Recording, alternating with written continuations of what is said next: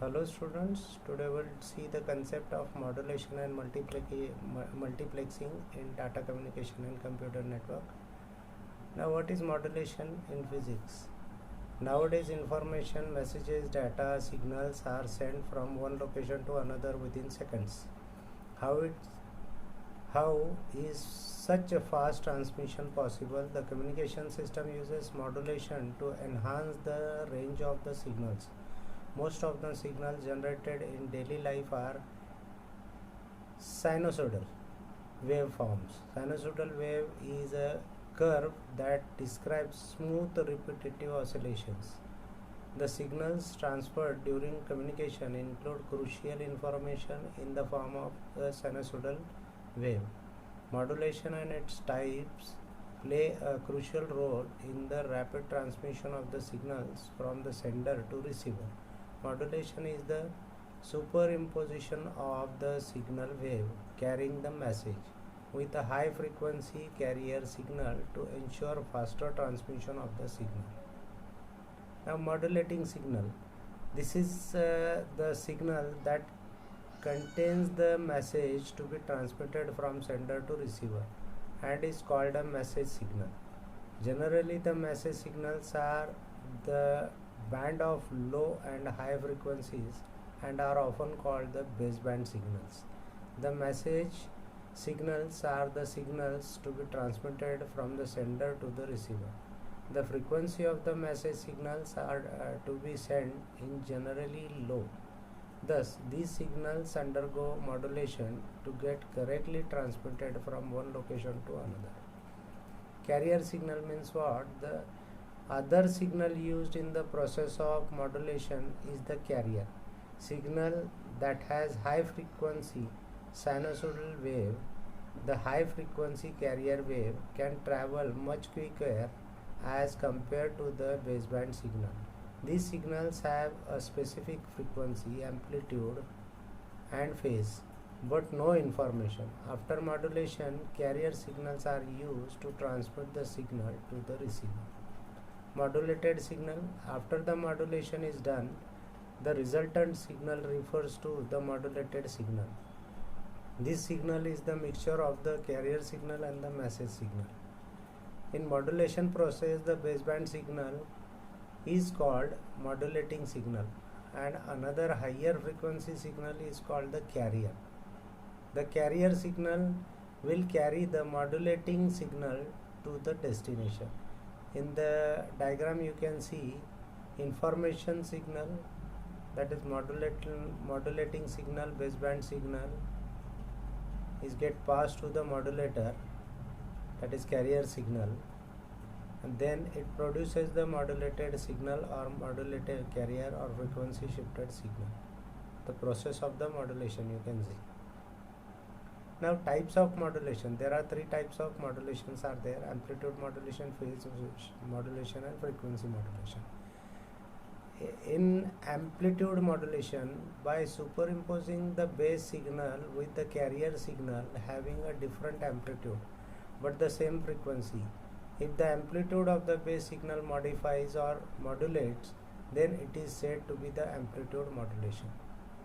Phase modulation. It is the type of modulation in which the phase of the base signal changes while superimposing it with a carrier signal. Next is your frequency modulation. By superimposing the base signal with the carrier signal having a different frequency but the same amplitude, if the frequency of the base signal modifies or modulates, then it is said to be the frequency modulation. Now what is the need for this modulation? So there are some requirements, that is increase the signal strength. The baseband signal transmitted by the sender are not capable of direct transmission. The strength of the message signal should be increased so that it can travel longer distances. This is where modulation is essential. The most vital need of modulation is to enhance the strength of the signal without affecting the parameters of the carrier signal. Next is your wireless communication system. Modulation has removed the necessity for using wires in the communication system. It is because modulation is widely used in transmitting signals from one location to another with faster speed. Thus, the modulation technique has helped in enhancing wireless communication system. Prevention of message signal from mixing.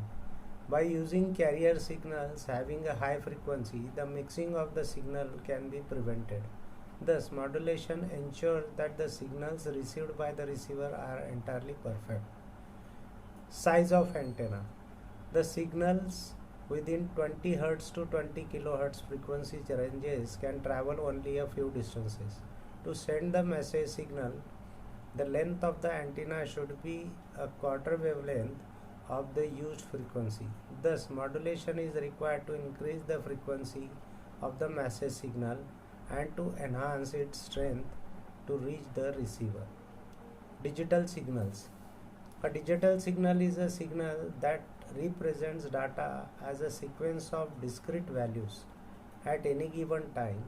It can only take one of the finite number of values. What is analog signal? An analog signal is any continuous signal for which the time varying feature of the signal is a representation of some other time varying quantity, that is analog to another time varying signal. You can see the amplitude shift keying. Amplitude shift keying is a technique in which carrier signal is analog and data to be modulated is digital.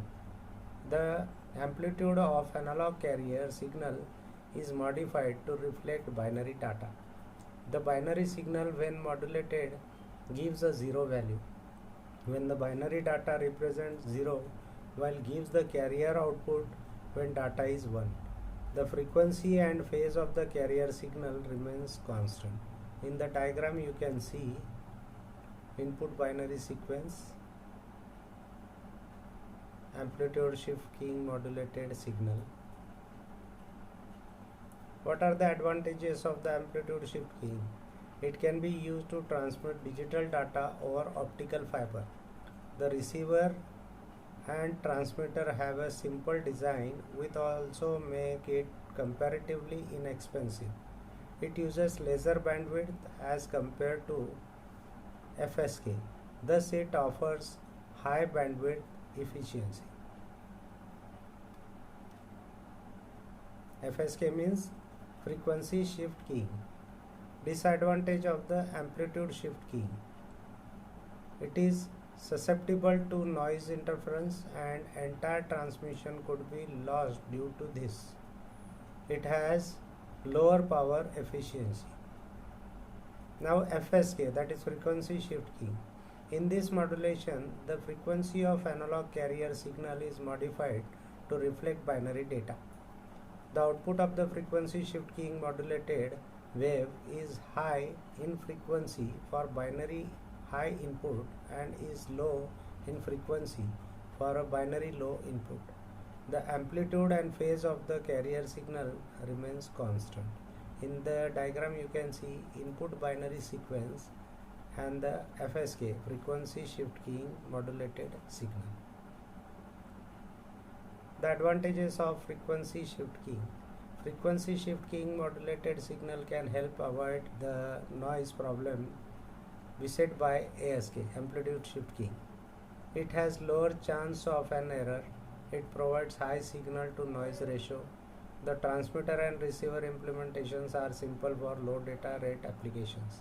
Disadvantages are it uses larger bandwidth as compared to the ASK, thus it offers less bandwidth efficiency. It has lower power efficiency. Next is your phase shift keying. In this modulation, the phase of the analog carrier signal is modified to reflect binary data. The amplitude and frequency of the carrier signal remains constant. In the diagram you can see input binary sequence and the phase shift keying modulated signal.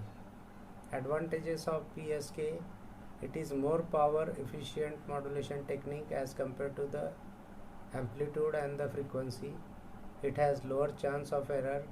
It allows data to be carried along a distance, along a communication signal much more efficiently as compared to the FSK. Disadvantages are it offers low bandwidth efficiency.